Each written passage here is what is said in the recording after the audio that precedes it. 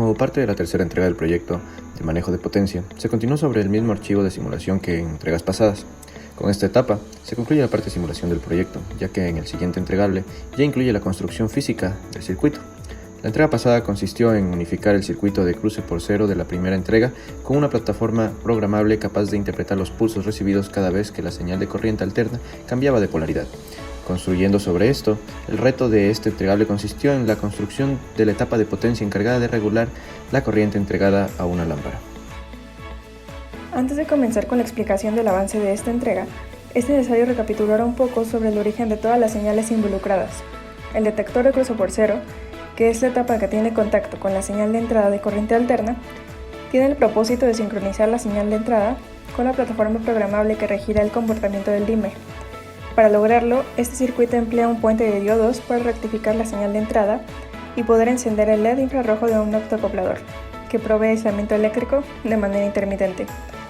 Cuando el LED del optoacoplador se apaga, su transistor actúa como un interruptor abierto que permite leer más 5 volts en su colector.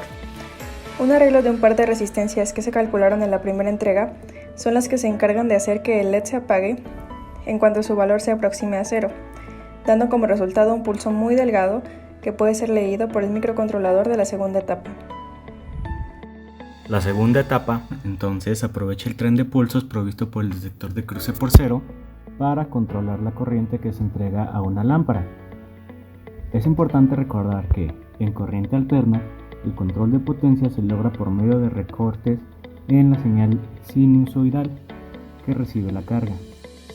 Si se recorta esta señal, la carga consume menos corriente y por ende disminuye la potencia que se le entrega. Este control se logra por medio de una placa de Arduino Uno que por medio de programación basada en texto retrasa la entrega de un pulso de salida según el retraso que el usuario busque. El programa que ya se explicó en la entrega pasada lee constantemente dos señales de entrada para regir una señal de salida. La primera señal de entrada es el detector de cruce por cero que da referencia al Arduino sobre el estado de la señal de corriente alterna, recibiendo un pulso cada vez que ésta cambia de polaridad. Ya que la corriente alterna casera tiene una frecuencia conocida de 60 Hz, se sabe que cada semiciclo tiene una duración aproximada de 8 milisegundos. Partiendo de este valor, el Arduino puede calcular el tiempo que desea retrasar el pulso de salida después de cada cambio de polaridad. El tiempo de retraso se recopila de un potenciómetro a disposición del usuario, que permite calcular el tiempo de 0 a 8 milisegundos de retraso con la relación proporcional al voltaje medio de 0 a 5 voltios. Con lo anterior, el usuario puede controlar el tiempo que se retrasa el pulso que activaría la conducción de la lámpara. Para lograr esto, sin embargo, es necesario usar componentes de electrónica de potencia que se han visto en clase. En términos generales, el componente clave que se usará es un triac, ya que este permite el paso de corriente en ambas direcciones, según el voltaje que lo polarice, y lo hace solo cuando se enciende con un pulso en su compuerta. Este impulso es justamente el que se genera en la salida del Arduino, ya que se puede retrasar para que el triac conduzca durante menos tiempo en cada semiciclo. Cuando el semiciclo de la corriente alterna llega a cero, el triac se apaga y se queda a la espera del siguiente impulso que lo activará. No obstante, con el objetivo de aislar eléctricamente los componentes que trabajan a más 5 volts, se tiene que usar un optodiac como intermediario entre la salida del Arduino y la compuerta del triac. Este dispositivo, al igual que el optoacoplador de la primera etapa, se compone de un LED infrarrojo que enciende a un diac cada vez que se enciende. Así, el pulso del Arduino enciende al LED, que a su vez comienza la conducción en el diac, que hace llegar el pulso a la compuerta del triac.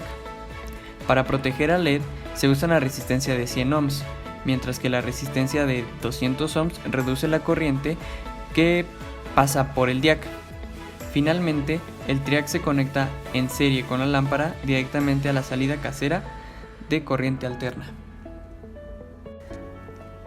Ya en funcionamiento se puede observar el comportamiento de todas las señales desde un osciloscopio. Se observa el pulso de cruce por cero cada vez que la señal de entrada cambia de polaridad. También es posible observar el pulso de salida del Arduino, que se mueve horizontalmente conforme al potenciómetro que controla el usuario. Por último, se puede encontrar la señal recortada que se lee entre las terminales del triac. Es importante mencionar que la señal que se ve en el osciloscopio es el voltaje del triac y no de la lámpara. De hecho, la lámpara experimenta justo el complemento de la señal del triac. La señal recortada se aprecia de esta manera debido a que, antes de recibir el pulso, el triac se encuentra apagado. Si está apagado, es análogo de un interruptor abierto, por lo que todo el voltaje de entrada se aprecia entre sus terminales.